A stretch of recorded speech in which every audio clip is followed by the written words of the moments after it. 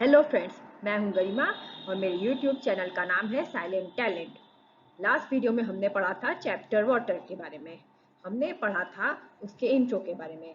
हमने ये पढ़ा था कि पानी जो हमारे घरों में आता है वो रिवर से आता है, पॉन्ड से आता है, लेक से आता है या वेल से आता है। हमने ये भी पढ़ा था कि हमारे धरती का करीब 2/3 हिस्सा पानी है और ज़्यादातर पानी ओशन और समुद्र के फॉर्म में है। जो पानी ओशन और समुद्र में है वो सलाइन यानी खारा होता है, पर जो ना पीने के काम आ सकता है और ना ही किसी और काम में।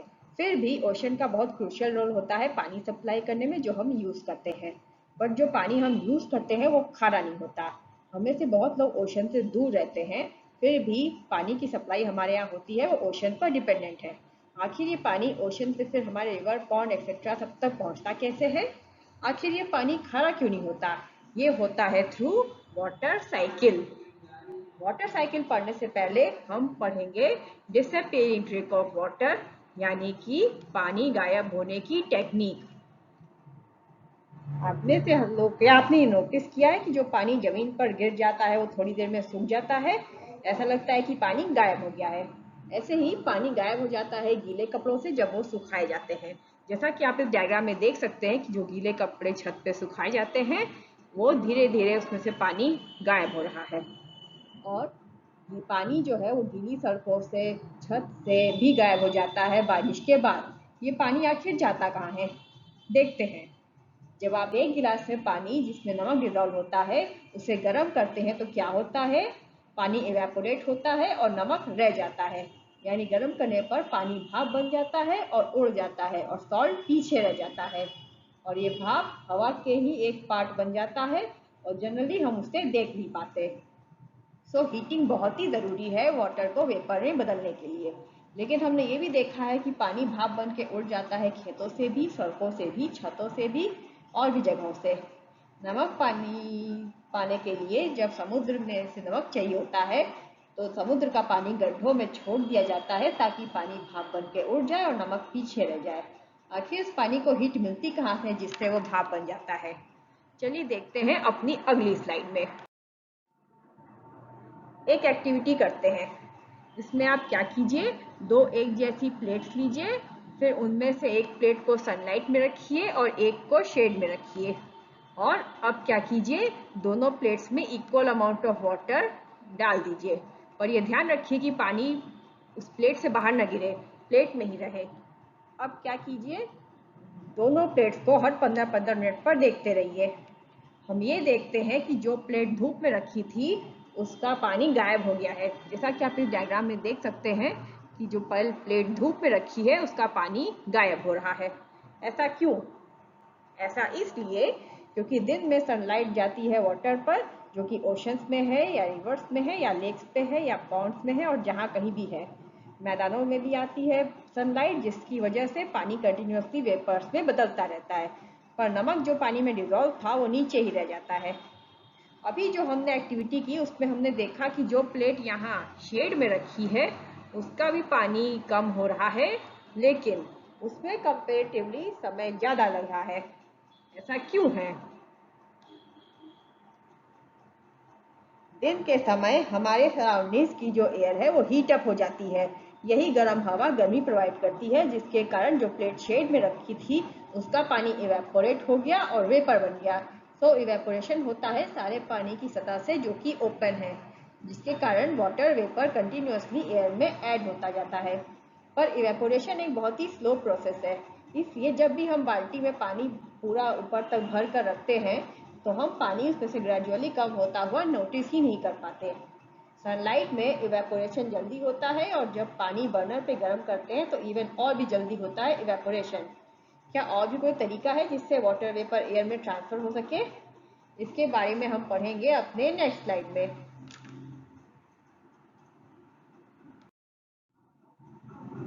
अब हमारा अगला टॉपिक है loss of water by plants.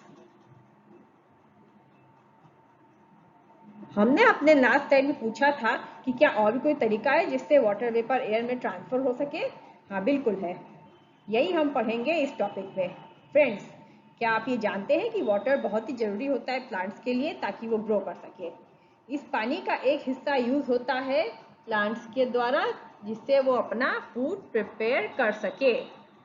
और इसके अलावा इस पानी का कुछ हिस्सा वो अपने डिफरेंट पार्ट्स में स्टोर कर लेता है। बाकी का बचा हुआ पानी प्लांट्स हवा में रिलीज कर देता है, और वो किस फॉर्म में होता है? वाटर वेपर के फॉर्म में। कैसे? ट्रांसपिरेशन के जरिए। अब आप पूछेंगे कि ये ट्रांसपिरेशन होता क्या है, तो अभी हम बता रहे हैं। ट्रांसपिरेशन एक प्रोसेस है जिसमें वाटर का मूवमेंट होता है एक प्लांट में, और उसका इवेपोरेशन होता है उसके एरियल पार्ट से, जैसे कि लीव से, स्टेम से या फ्लावर से।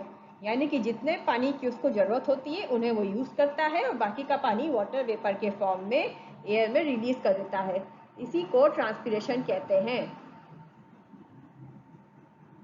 आप देख सकते हैं फिगर में कि पानी जो डाला जा रहा है वो रूट्स ले लेती हैं, फिर यही पानी जाता है स्टेम्स से, फिर लीव्स में, फिर वेन्स कैरी करती हैं पानी को लीव्स तक, और फिर जितना पानी ज़रूरत होती है प्लांट उसे अपने पास रखता है, और बाकी का पानी वो इवेपोरेट कर देता है लीव्स से, जो हवा में इवेपोरेट हो जाता है। तो हमने ये देखा कि वाटर वेपर हवा में जाता है इवेपोरेशन और ट्रांसपिरेशन के जरिए। क्या ये हमेशा के लिए पानी खो जाता है? ये हम आगे पढ़ेंगे। अब हमारा अगला टॉपिक है कि क्लाउड्स आखिर बनते कैसे हैं। इसी को हम पढ़ेंगे फॉर्मेशन ऑफ क्लाउड्स में। अब एक एक्टिविटी करते हैं। ये एक्टिविटी आप अपने घर पे आराम से ट्राई कर सकते हैं। इसके लिए आप क्या कीजिए, एक गिलास पानी लीजिए जो आधा भरा हो पानी से, और गिलास के बाहरी सतह को एक साफ कॉटन के कपड़े से पोंछ लीजिए। अब क्या कीजिए, थोड़ी सी आइस डालिए इस पानी में। अब क्या कीजिए, इसके लिए 1 या 2 मिनट तक वेट कीजिए। कुछ चेंजेस आप नोटिस करेंगे ग्लास के आउटर सरफेस पर। आप ये देखेंगे कि पानी की ड्रॉप्स ग्लास की बाहरी सतहों पे दिख रही है।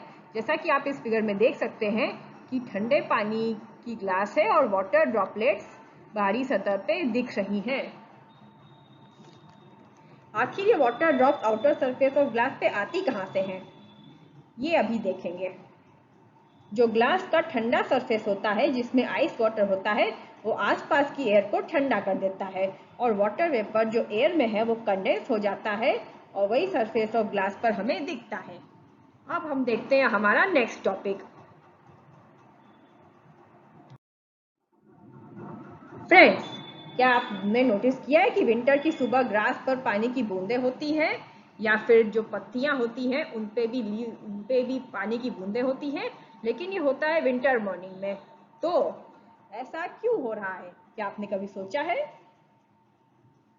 ऐसा इसलिए हो रहा है क्योंकि अर्ली विंटर मॉर्निंग में टेम्परेचर कम होता है, यानी कि हवा ठंडी होती है। क्योंकि एयर में नमी होती है, इसलिए इतने ठंडे टेम्परेचर पर एयर सारी नमी नहीं सोख सकता, तो ये एक्स्ट्रा नमी कंडेंस हो जाती है ठंडी सरफेस पर, जैसे कि हमारी घास पे, या पत्तियों पे, या फिर आयरन ड्रिल पे, या फिर ग्लास पे, या फिर दरवाजे पे।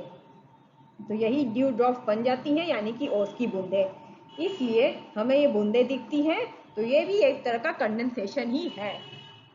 लेकिन ये ओस की बूंदें गर्मियों के मौसम में नहीं होती। ऐसा क्यों? क्योंकि गर्मियों में बाहरी टेम्परेचर बहुत ज़्यादा होता है, वहाँ वार्म एयर होती है, और धूप में सारा पानी उड़ जाता है, इसलिए गर्मियों में हम ये प्रोसेस नहीं देख पाते। ये ड्यू जो है सिर्फ जाड़े में ही दिखती है।